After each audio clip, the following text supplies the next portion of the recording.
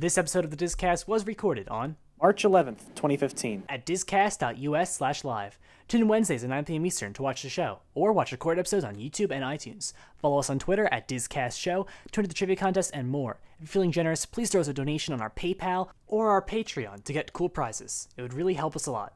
Thank you, and enjoy the DisCast. Please stand clear of the doors. Por favor, manténgase alejado de las puertas. To our new listeners, we welcome you aboard our podcast Highway in the Sky, and hope you've enjoyed the past week. For those of you standing, please hold on to your headphones at all times, and stand clear of the doors. For the comfort of others, no trolling please. Thank you, and enjoy the DisCast. Hey, what is up guys, it is Ryan, and welcome to the DisCast. Today is Wednesday, March 11th, 2015, and it's shortly after 9 p.m. Eastern Daylight Time. We're in Daylight Savings Time. How you doing, Darren? Oh, I'm doing great. How are you? I'm doing pretty good. What you looking Good. around at? Well, I'm looking right at you. Got it. Yeah. Okay. Let's go. Awesome. Let's do it. So, we got tons and tons of news tonight. Stuff that happened over the week. And afterwards, we're going to talk Big about news. an article in Wired that was pretty awesome about MyMagic Plus and that whole shebang. So, we got quite a night The planned. whole shebang. The whole shebang. The entire thing. All of it. All of it. So I hope Not you part guys... Nope. shebang. Not only part of the shebang, but all of the shebang. Yes. So I hope you guys can stay around for the entire show so you can discuss stuff with us, and if not, obviously it will be on YouTube and all that Awesome. stuff. Before we get started, we would like to acknowledge Spectra Radio. Darren, tell us about Spectra Radio. Yeah, everybody, check out SpectraRadio.us. Spectra Radio is a 24/7 music website that posts that plays live Disney music. Go ahead and check them out. If you enjoy Disney music, if you enjoy Disney parks, if you enjoy anything related to Disney, and if you enjoy having random music from the discussion topic of Disney, Yeah. feel free to go ahead and check out Spectra Radio. Spectra Radio is one of our sponsors. If you would like to be one of our sponsors, feel free to hit the discast.us/donate link. And you can join Spectra Radio as one of the sponsors for the show. Yes. I know some of you guys were asking in the chat about audio and stuff. You guys were listening to the Epcot loop in the pre-show. And if you want to hear more stuff like that every day, all day, you can head on over All to day. Spectra Radio. Yep. Always a good time. So the seniors of my high school are currently in Disney. They just got there today. They're hanging out at the hotels. I think some people said they were going to watch. And then they're going to be going into Universal tomorrow and then Disney for the next couple days. Oh, sweet. So, What hotel yes. are they staying at? I think they stay at, Somewhere. I think they stay at an All-Star. Oh. Yeah, so that's nice. I think it's one of the All-Stars. I'm not sure. Don't quote me on that. If someone is here from that, if you want to... I will quote you on that. I'm holding you to that. Got it. Forever and ever and ever. Got it. So how's your week been? What have you been doing? What have you been up to?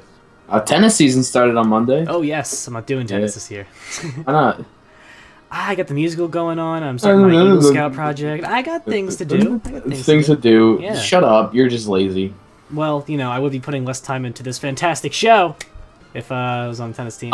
You downgrade from the total of 2 hours that gets put Yes, into each exactly. week. Exactly. Well, maybe I want to put in more. What if we want to start Beyond Disney again? Hey, you know, we've been saying we wanted to start it again. Exactly. For a year. Maybe we will now. So that's that. I guess we'll get started with our trivia. So Today's last trivia week, question. What is the real reason Ryan is not doing tennis this year? Ooh, it's not laziness, that's it. So last week we asked you guys to tell us what Disney's Hollywood Studios attraction was originally supposed to be the featured attraction at an Epcot pavilion. Darren, what do you think the answer is? Current Hollywood Studios attraction? Yes. Star Tours? No. You think you're gonna have a Star Wars pavilion at Epcot? Yeah, Future World maybe. I don't know. No, it's actually the Great Movie Ride. There was Why would initially that- going to be a film pavilion in Epcot, and it was going to Okay. highlight film and stuff like that. But then Eisner and Co. were thinking, and they're like, you know what? This has enough to be an entire park. This one ride should just be a park. We should Yeah. just make Well, one no. park for one ride. I mean, that's what they have going right now, right? I mean, kind of. Essentially. You know, pretty much. So, I mean, yes, essentially. But yeah, I mean, the whole idea was, hey, we have this film idea, and it's, you know, big enough to be its own park. Why limit it to just Yeah, you one know, pavilion? they could possibly. It could possibly. So that's that. We had a few people answer correctly, but they were all past winners. Guys, we need new people to enter the trivia question on Twitter and get on the trivia card of winners, which is your update for the week. Come on, guys, let's do it. You can do it. This week's trivia question is a Disneyland trivia question. Oof. Yes, for all you Disneyland fans out there. It's a fairly simple one. We might do some more other park trivia other than Walt Disney World, because we've exhausted a lot of the Walt Disney World trivia that I've found. So yes, here is the trivia question for this week. Why didn't Disneyland's Storybook Land canal boats open on the park's opening day? If you think you know the answer, do not put it in the Twitch chat. Head on over to Twitter. Because Frozen didn't come out yet, and they had to put in the Frozen scene. That has to be why, yeah, because Frozen wasn't out yet. Yeah.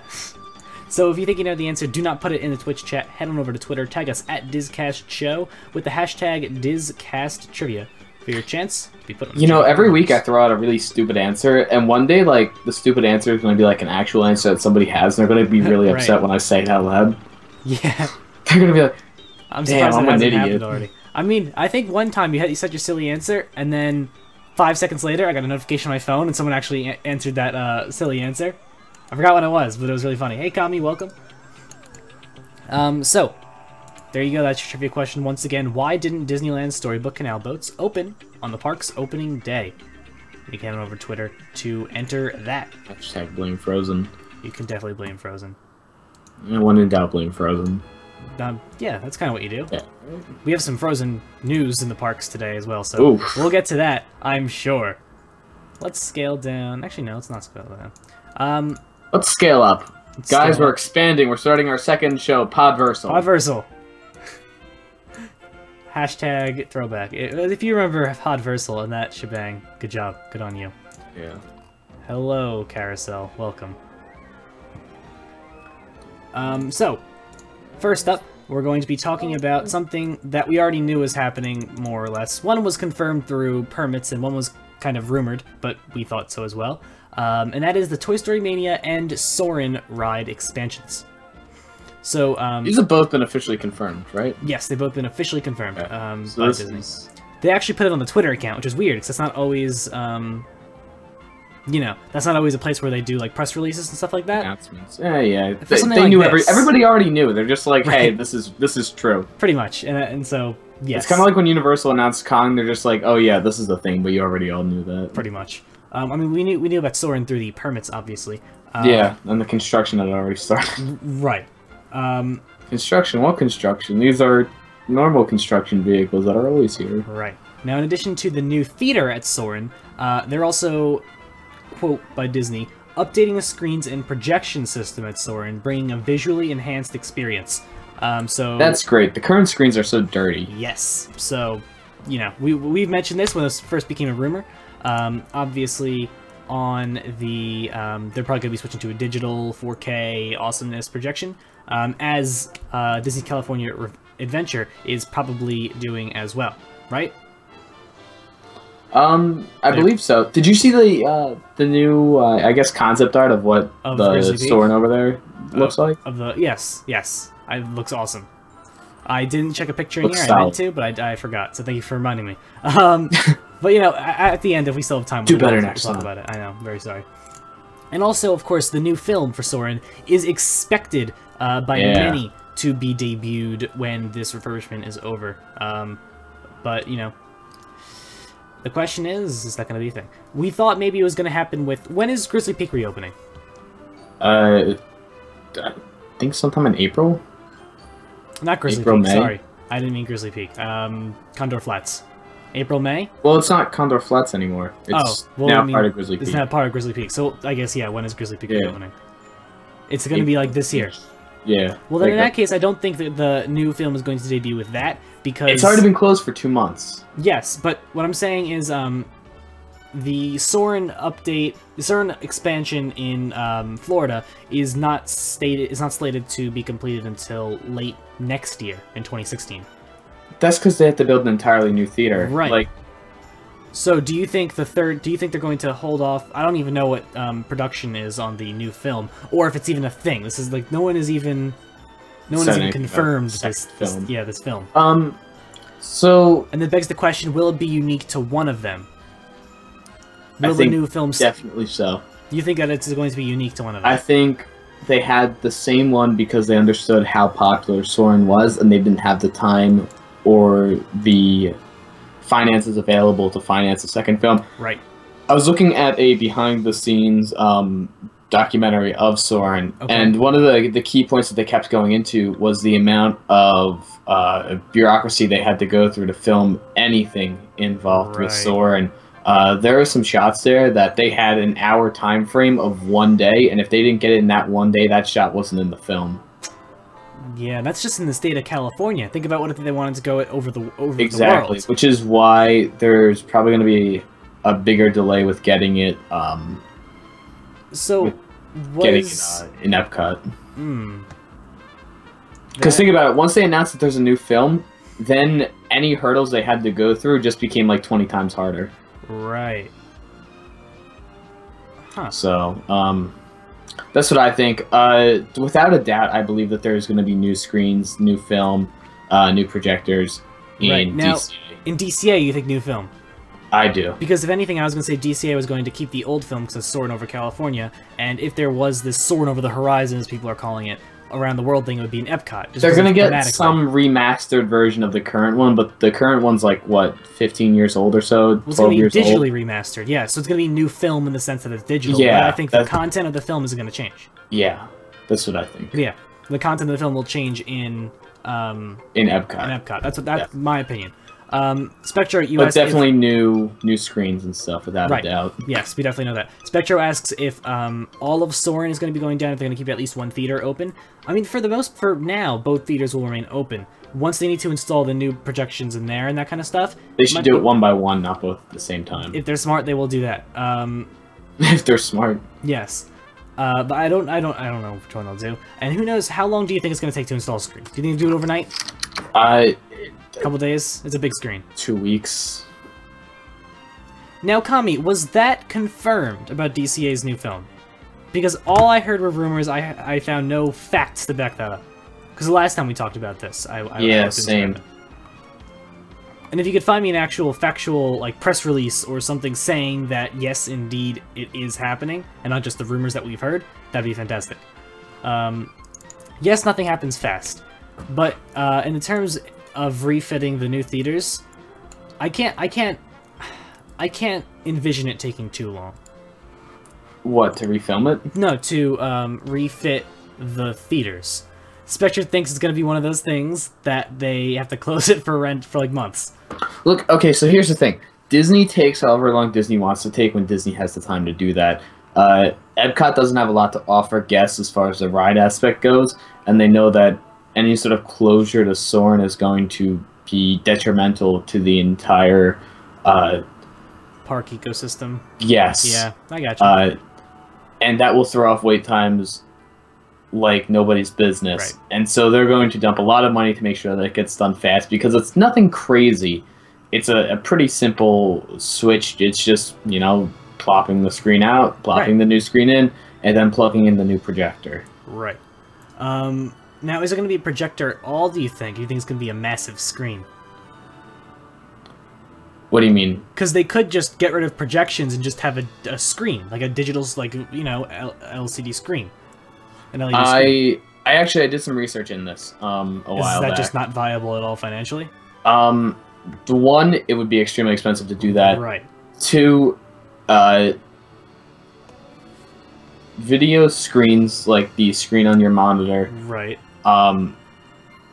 they're not of the quality yet that an IMAX screen would be at. Okay. Like, IMAX is still the superior product Okay, to and any is sort it- of LCD screen. That's interesting. I wonder how long it's going to take it to catch up. Because eventually, I don't think projections will be a thing. Already, a lot of movie theaters have replaced all of their screens with digital screens. And it's almost been like a demand by the consumer base. And so, Yeah, but if you think about it, people still pay more to see a movie in an IMAX theater Right, yeah, okay. than, outside of an IMAX. Just it- because digital isn't always better. When I was taking a photography class, I learned something, which was the only chance old photography has in staying in business is you could zoom in forever and you'll never lose quality because there's no pixels. Right. So not even, because obviously digital IMAX is a thing. Yes. But that's not considered superior? Like conventional IMAX is better? IMAX in general, it depends. It depends on the screen resolution. It depends on, DPI. It depends on FPS. There's a lot of different factors that go into it. You can't just say this is better than this because there's very different branches of it. All right. As a whole, IMAX is still better than digital. Well, IMAX has a digital. There is digital IMAX. Like that is a thing. But that is the lesser of the IMAX. Right. Okay. I mean, obviously, the IMAX projectors are huge. Have you ever gone into like a screening room of an IMAX thing? They are so huge. I mean, so yeah. So you think they're going to keep the projection? They're just going to do IMAX projection. Oh yeah, 100%. All right. I think it'd be stupid not to. Besides, the screens are curved, and getting any sort of digital monitor to curve. Yeah. I mean, like, it's happening now. If you've ever looked at how the screens are, it starts out like this on this side, and then it curves down, and it forms a triangle on the right side. So it curves down and forms a triangle, so it goes like that. Right. So it's curved and it goes inward, which is why digital would be weird, because it would be like weird pixel displacement. Okay. Now, obviously, it only is like last year at CES that we saw the first curved digital displays, So obviously, and that's all happening on a smaller scale. I say smaller scale, they're like 70-inch TVs, but that's like that's small compared to... Unless Disney has some crazy secret project that they've been working on for curved digital productions. Which you never know. Better than IMAX. And that's something we're going to go into when we talk about the Wired article later. So, yeah. So, yes. So that's the deal with Soarin. Toy Story Mania, Soundstage 1 is turning into another track, as we knew. Is that going to be another track, or is that going to be an addition? Like, are they expanding the current track out so they could add more cars onto it? It's an additional track. So it's a third track. Yes. Because what I was thinking was, why don't they just expand the 2 tracks currently there? That way they could, chuck in more cars and they don't have to make any sort of modifications to the station or anything. But that also increases the ride's time. Yeah. Which decreases guests per hour, probably. I have a bet the amount of cars you're going to chuck on there, extra, the amount of extra cars you're going to be chucking on there will not be significant enough to actually increase guests per hour. The sound stations are pretty much the same size, right? Give or take. Approximately, yeah. Yeah, so you're doubling the size of the track, you're doubling the size of the ride entirely. Doubling I think the time of the ride as well. Yeah. I don't think so. You don't think that it would... you have to look at how long each car is in the station for. That's what it comes down to. Right. And, I mean, you also... Because they're always flowing through. Yeah, you also have to keep in mind that cars are stopped throughout the ride and stuff like that.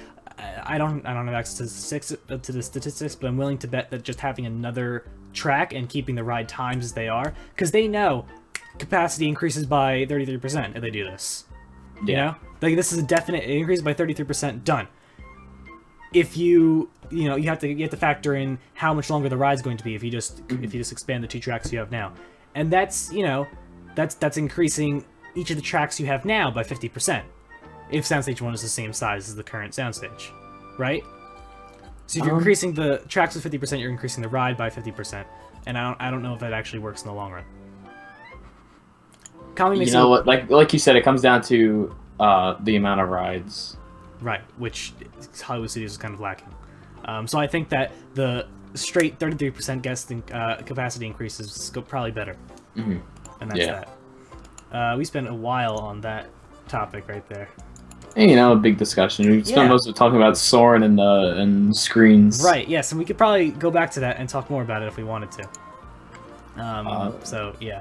Now, next up, Spectre says, how about a new ride, Imagineering? So, anyway, today, Disney announced, in Boston, actually, where it's snowing like crazy, they announced that the Huge Sandcastle, the latest 24-hour event for the parks, that being the coolest summer ever.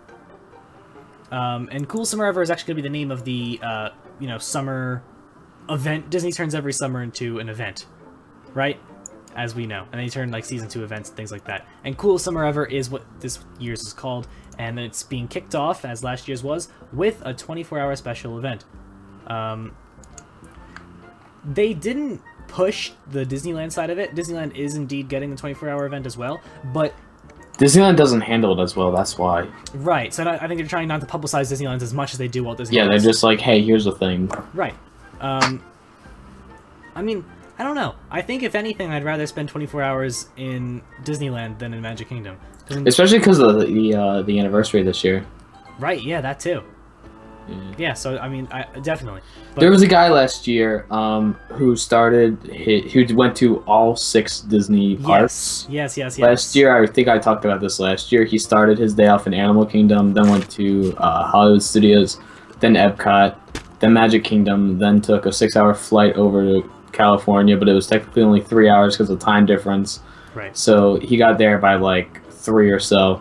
And then he went to California Adventure, and then he spent the entire night over at Disney. It's pretty crazy. I don't know if we talked about that or if we talked about that personally, but yeah.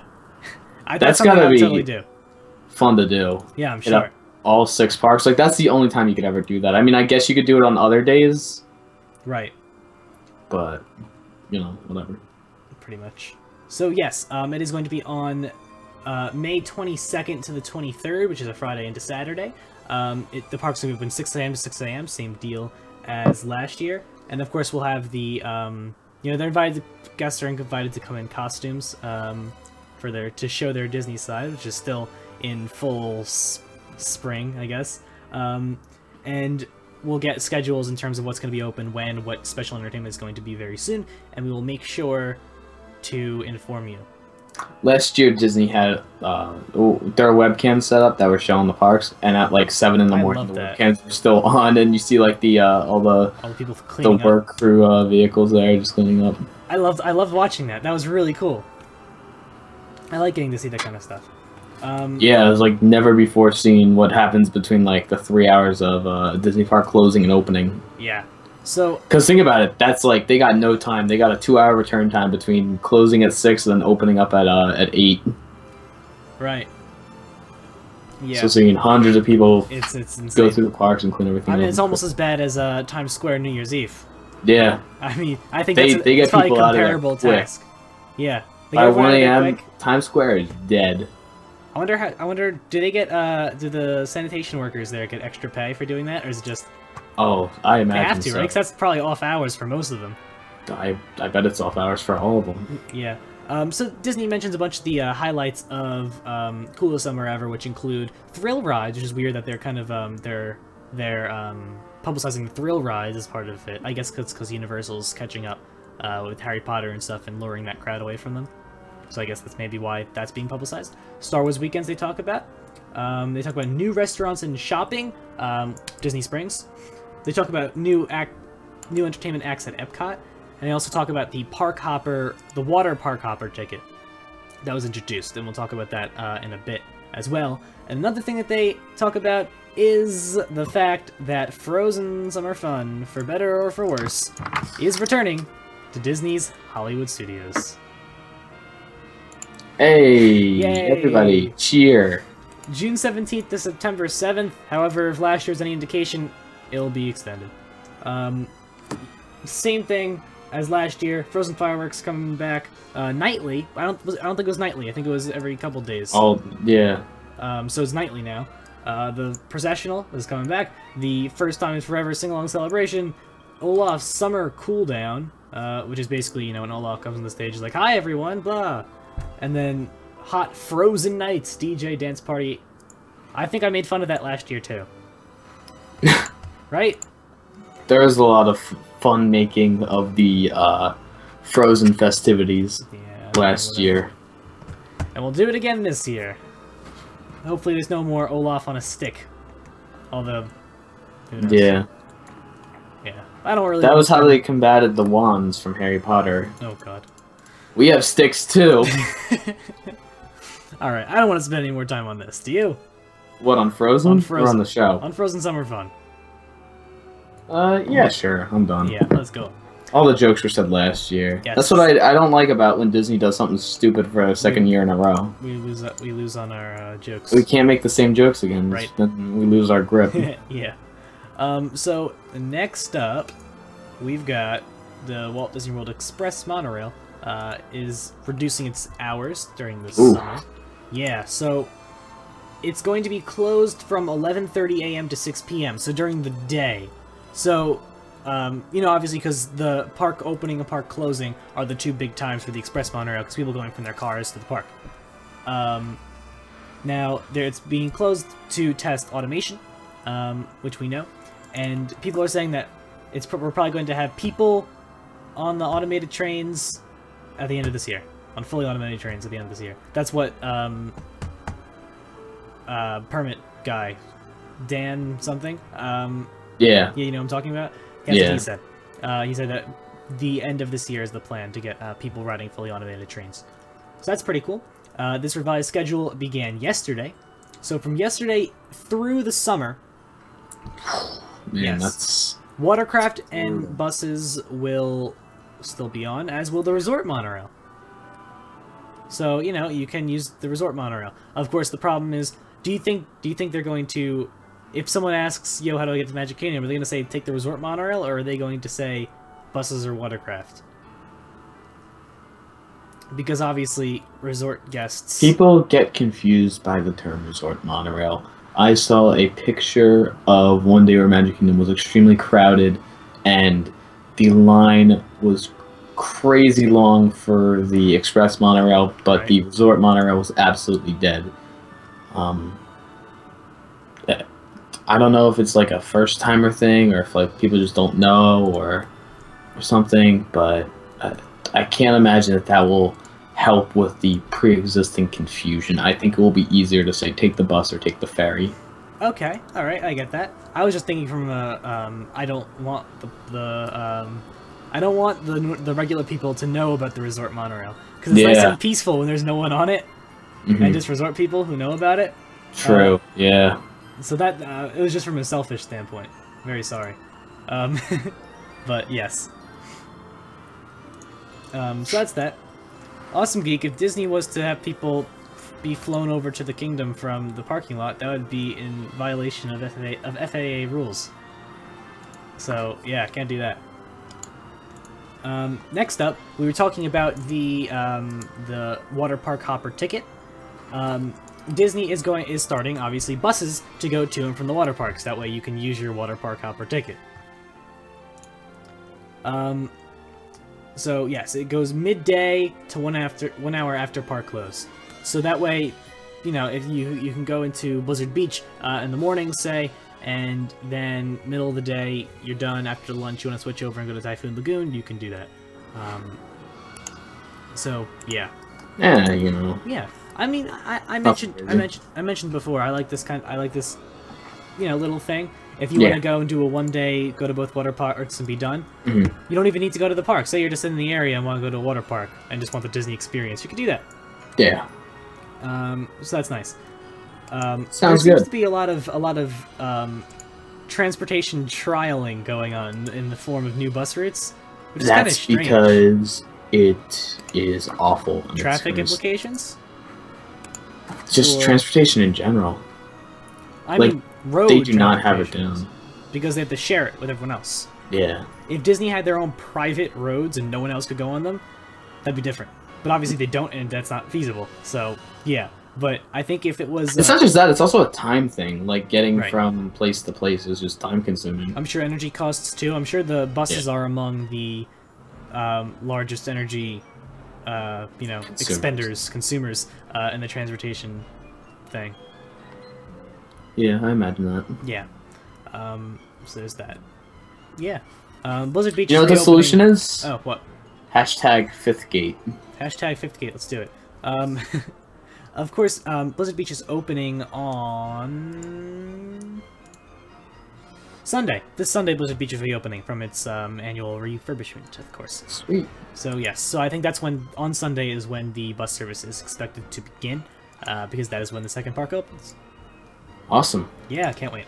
I mean, I say I can't wait, I won't use it, but you know, it's there, nonetheless. It's good to have. It's Yeah, definitely. You know, people will use it. It will save time. And yeah. We talked about this when it showed up on the forums. A new some kind of entertainment thing at Epcot in the Japan Pavilion. Was that the week you were there? Was it the week you weren't there and I was with Spectro, or were you there?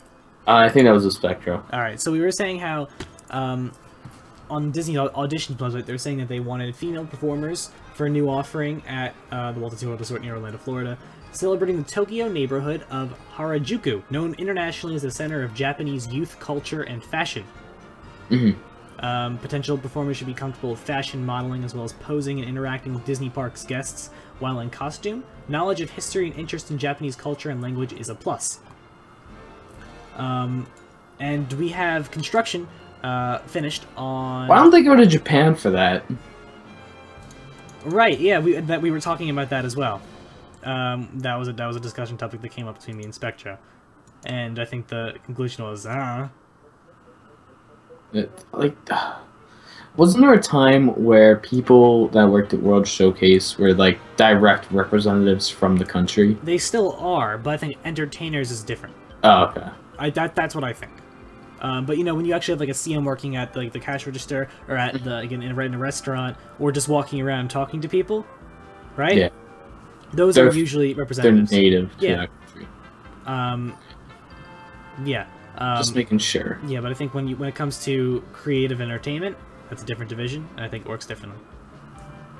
That's Did you see the pictures of the boathouse at Downtown Disney? Oh, sorry, I was just yeah. sent that. Maybe. Yes, I did. The construction pictures of it. Yeah. Man, that's looking good. Yeah, I know. It looks pretty sweet. I'm excited. Disney Yeah. Springs, they're doing great. Yeah, I know, definitely. I say it every week. Yeah, I know. We say that every single week. You know, new meet and greet areas right here. There's just kind of a little deck. Yeah, not much to say about that, but it's going to be opening soon. We'll see what this whole Harajuku thing's all about. Next up, we know that the Polynesian's main pool is currently under refurbishment, but once it's done, it's going to close. The quiet pool is going to close. Also known as the really? Pool. Yeah. It opens next month. It's already April 2015. Can you believe it? But it's opening because it has it's gonna have the new pool deck. It's gonna have a hot tub. It's gonna have the kids' play area akin to what the Grand Floridian recently got, and what all the pools are kind of getting. You know, more little kids' play areas. But the quiet pool will be getting an upgrade after the main event pool closes, which is in April. After the main event pool opens in April, this will be closing until January 2016 to get a revamp. What that entails, we don't know. I'm excited. Excited for the quiet pool refurb? Yeah. Have you spent much time in the quiet pool of Disney's Polynesian Resort? Exactly. I am excited for the continual progress of the Polynesian Resort. Got it. You're a Polynesian progressive? Yes. Got it. It's good. It's good to know. Of course. Yeah, I know, but seriously, I mean, I do like the whole resort's kind of getting an upgrade. I like how they're going through every single piece of the resort and updating it. Yeah. I think it's definitely a good thing. Obviously, Beach Club is the other thing that has a massive revamp going on. That hasn't been covered as much because it hasn't really started yet. But that's, what was it?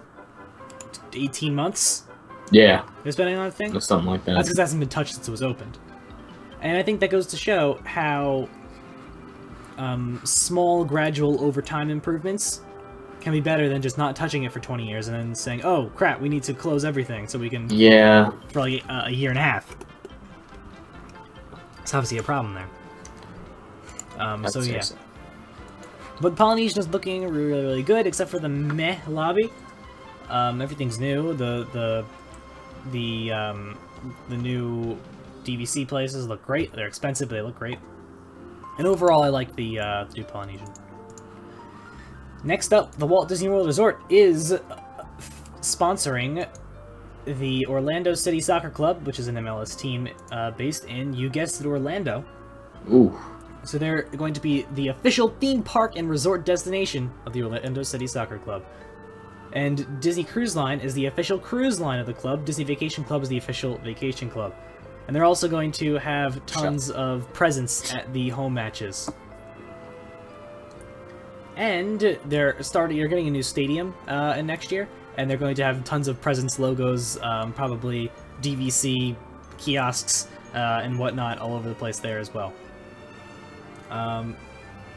So, yeah, obviously, for some of us, hearing the term official theme park and resort destination seems a little weird, but when you think of where this is, Orlando, that makes sense to have, because they're just so prevalent there in the industries. So, yes. Yes, yes, yes. Yes. Yeah. Yes. Yes. Yes. Yes. Oh, yes, they're hosting the new New York team too, New York City FC. Oh, really? They're hosting them. Oh, they already hosted them. Oops. That shows you how much I follow the MLS. Not at all. Yeah. I think the MLS is easily the least appreciated sports league in the country. Like professional sports league? Yeah. I don't know. Probably. It's not as big here. That's the thing. Yeah, just not in the country. You know. Yeah. Like I think more Americans probably follow European football than follow. American football. American. Soccer. Well, not, I mean, American football not being, yeah, American soccer. Yes. More people probably just, you know, turn on and watch the Premier League games. Mm-hmm. You know? Yeah. I mean, understandable. There's better players there. I mean, you know, you get the good Americans. Yes, it isn't known for their soccer not performance. at all, as our World Cup performance showed. Our only good player was a goalie who plays for a Premier League team. So that goes to show you. Yeah. But apparently, who was it?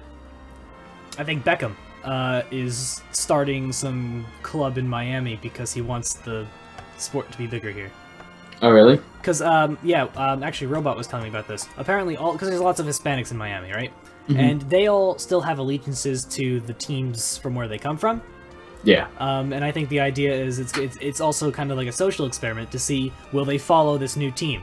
Will they, Interesting. You know, like this might That's get... a lot of money to throw down for a social experiment. Right, yeah, I know, but I think it's also kind of raising awareness of the game in our country, which is something that Europeans keep trying to do. You know what the issue is? What? There's too many other sports that people follow. Like, there's in the countries where soccer or football is that's the amazingly thing. popular. Yeah, that's the only thing they do. Like, if you go to Brazil, there's nothing else besides soccer. Like, Right. that's what people live for. You know, They literally if you go had to a a state war. like New York, you have 2 teams for every single sport. Right. There's 2 hockey Every teams, single there's 2 sport. baseball teams, 2. there's 2 football teams, all within half an hour 2 drive basketball of teams, Manhattan. everything. Yeah, All right next to each other. yeah. And now there's also 2 MLS teams. Yeah, and you know what? 2 are like the odd man out. MLS. I mean, you know, whatever. That's kind of that. So, yes. I mean, yes. I don't know. I was going to say something that I figured is irrelevant, so forget it. Now we get to talk about a Wired article. So, I read Wired a lot. I'm a huge tech guy. I'm a huge, you know, that kind of guy. And Wired recently did a piece. I will post it in the chat right now. This was posted yesterday, I believe. Yeah, it was posted yesterday. I was reading it. I love the title. Yes, and it's entitled Disney's $1 billion bet on a magical wristband. These are the kind of, you know, they have kind of clickbaity titles on Wired. Like, they're not really clickbaity, but they're kind of. They're just enough to pique the interest slightly. Yes. They started off in I think, here's the reason why I think that this article is significant. We, and when I say we, I mean the community at large, not necessarily us personally. See, Spectre's already read it. We tend to give MyMagic Plus a lot of flack.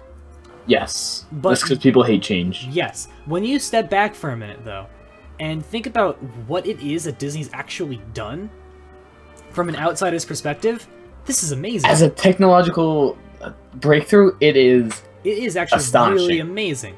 And people only look at the bad, especially in the Disney community. People only look at the bad. It's just kind of a thing that we do. Yeah. They do it in general, but more so here. I want to tell you here's how the article Have you starts ever off. looked up the stuff that the Disney Research Labs have done. Like, if you look at their YouTube channel, Yes, we've some of mentioned the this in the stuff past as well. they've done, like, they have, like, that microphone that like... microphone thing is so cool.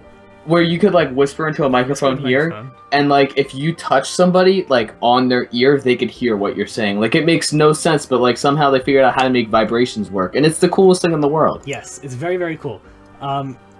So I want to tell you how this article starts off. They say, if you want to imagine how the world will look in just a few years, once our cell phones become the keepers of both our memory and identity, skip Silicon Valley and book a ticket to Orlando. Go to Disney World. Then, reserve a meal at a restaurant called Be Our Guest using the Disney World app to order your food in advance. The restaurant lies beyond a gate of huge fiberglass boulders talking about the architecture, blah, blah, blah. If you're wearing your Disney Magic Band and you've made a reservation, a host will greet you at the drawbridge and already know your name. Welcome, Mr. Tanner. She'll be followed by another smiling person. Sit anywhere you like. None will mention that, by some mysterious power, your food will find you. Because everyone, you know, with the radio sensors, obviously, what happens is there's radio sensors in a table. So they see who's ordering from what. Yes. Yeah. Not only that, but they see which Magic Band is sitting at which seat. You know, so they know at which seat the person who ordered the roast beef sandwich is at, right? I love it. So the way that Wired goes about describing MyMagic Plus is that from an outsider, is that from someone who isn't engrossed in Disney parks like we are. Yeah. And it's a different thing. It's a new thing. He mentions how you know what the issue is that everybody has with it.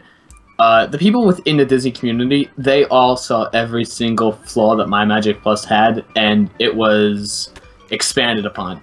When I went, except for my Magic Band not working for my room, I had no other problems with it. And that was like a fluke incident. Like, the guy at the front desk didn't even know what happened. He gave me a new Magic Band because he was just so confused about what happened. Right. Yeah, I mean, overall, it is a fantastic system. Special says, they already greet you at the resort by name when you check in. It creeped me out, / I loved it. I mentioned it last week about the Tower of Terror thing, right?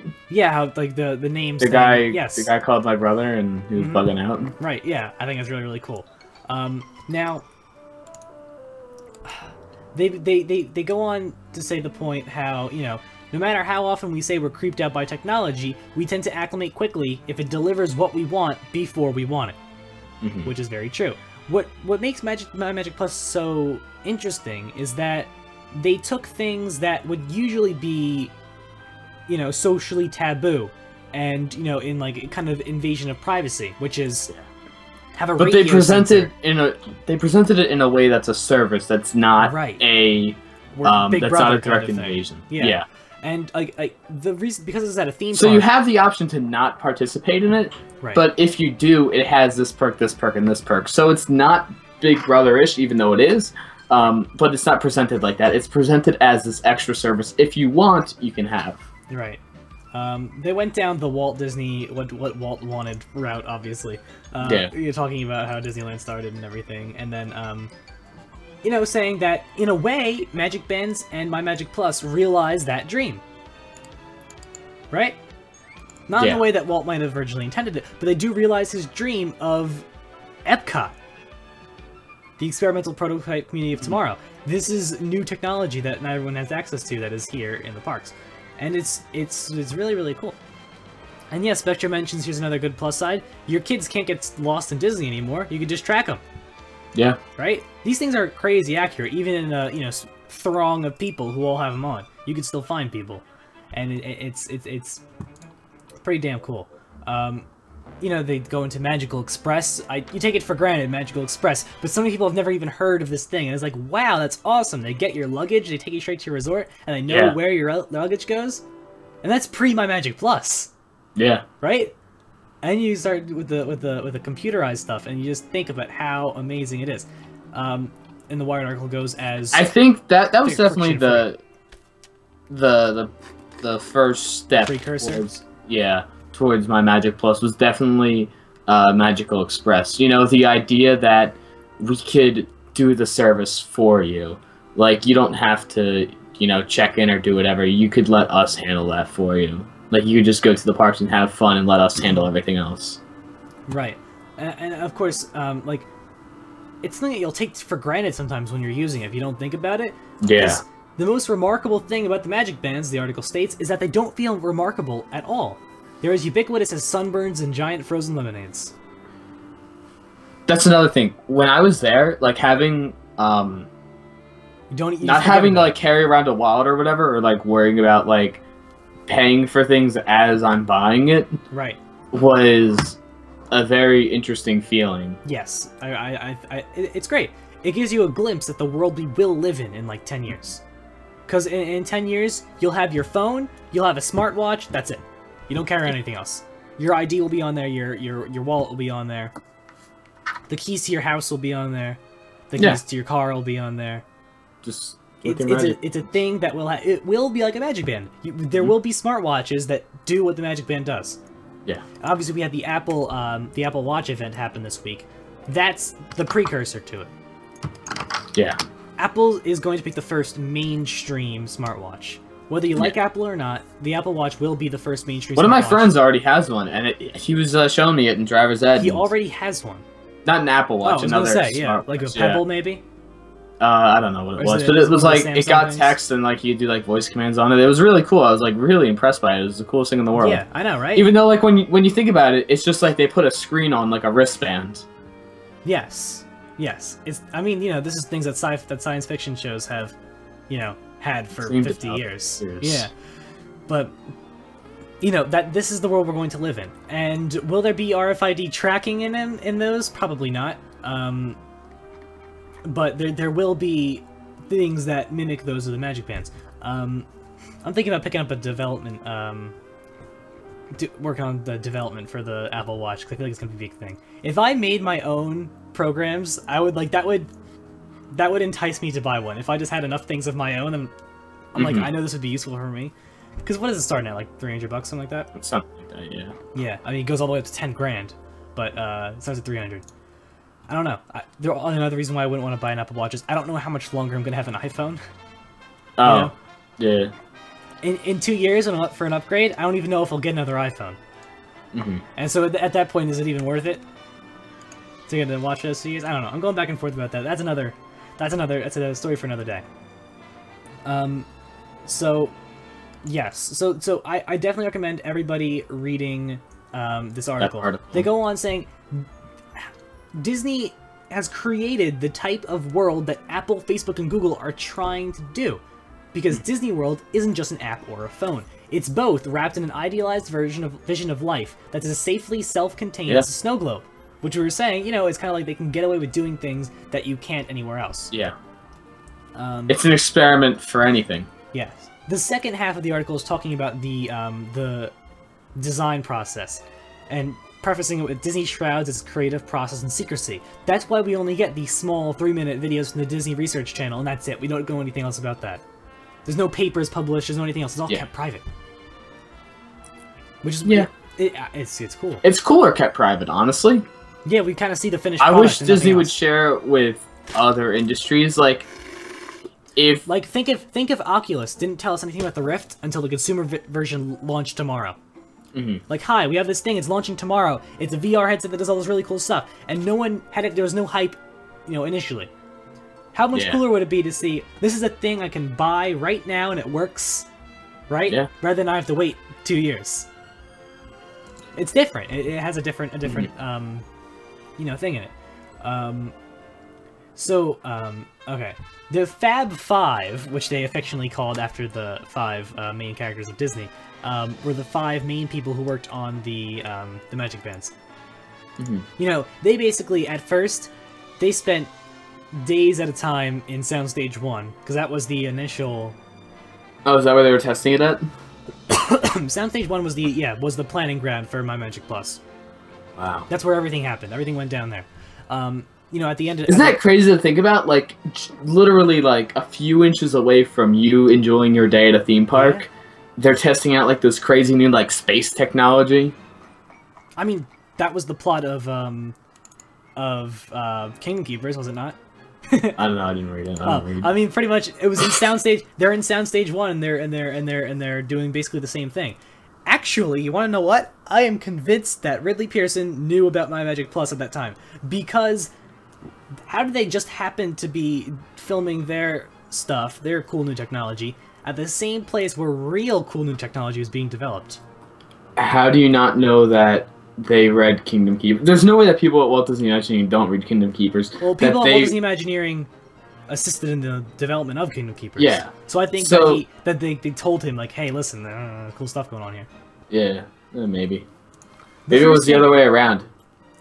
Yeah, pretty much. Maybe.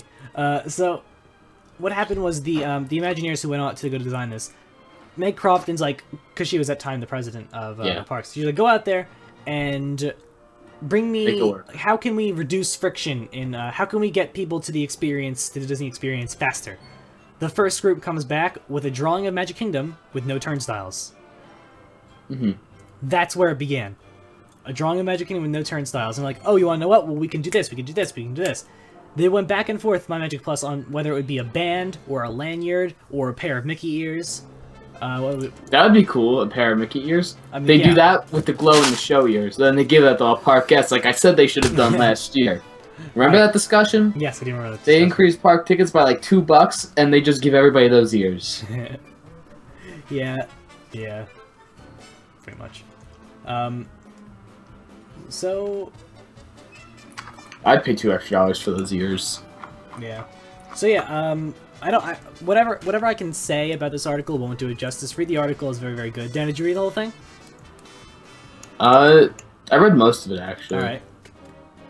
Yeah, it's really, really cool. I like it. I like it when two of my interests collide like that. You know, it's pretty cool. Mm-hmm. Yes. And the fact that Be Our Guest was like the first thing that was engineered. The first real thing that was developed for. Yeah, because it was the first thing that was made. That was being worked on. Totally at the same time as this. You have to understand, we are going to see this crazy technological. As much as everybody hates Avatar Land, it is going to be the most technologically advanced thing in the world. There is going to be nothing that has topped it. We are at the pinnacle of technology right now. We are. Well, you could say that every single day.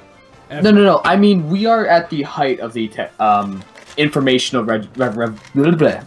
That's because it's still going up. Yes. I think computing power doubles every 2 years, right? Something crazy like that. It's insane.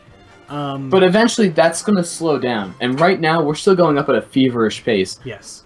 2 years from now, when Avatar Land opens, we're going to be in such a crazy place. You know, you saw the research videos. It's this crazy system of how far advanced Disney is than the rest of the world, right, and how far everything's going to be in a few years from now. Yeah. And Avatar Land is going to be the perfect example of MyMagic Plus in full swing, and all this crazy other RFID thing-based stuff in the parks. Yes, definitely. I think everything that opens after Be Our Guest is going to have this kind of a thing. Like, most restaurants are probably going to have a Be Our Guest-ish kind of thing. If you have any more signature restaurants open, they're going to be like this, with RFID, stuff like that. Then they start talking about Tom Staggs and how he had to petition to Bob Iger to get MyMagic Plus to be a thing. If it weren't for the persuasion of Tom Staggs, we wouldn't even have it. So, yeah. Tom Staggs is a champ. You know, I think it was his idea to I want him to adopt me. You want him to adopt up to you, huh? Yeah. Alright.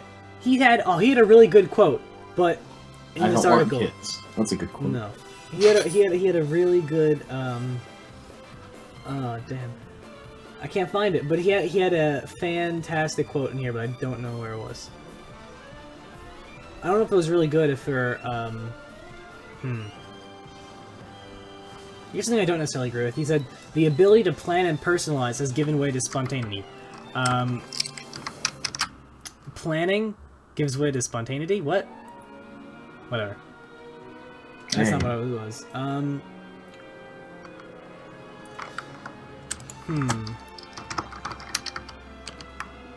Yeah, I can't find it, but I'll find it eventually. So, yes, guys, I guess we're going to end the show there. Make sure you guys read that article. Yeah, do. It is a wonderful article. It's fantastic. And other than that, I guess we'll see you guys next week, right? Yes. Actually, I don't know if I'll be here next week. Oh, really? Or the week after, because I got musical rehearsals, so it's up in the air. Oh, all me, baby. We may have all Darren night. Maybe Probably that's almost right. definitely next Wednesday, but we'll see about, Actually, I might come late, too. Like, you know, it's gonna be a big we'll see. Yeah. So, Darren, on us off.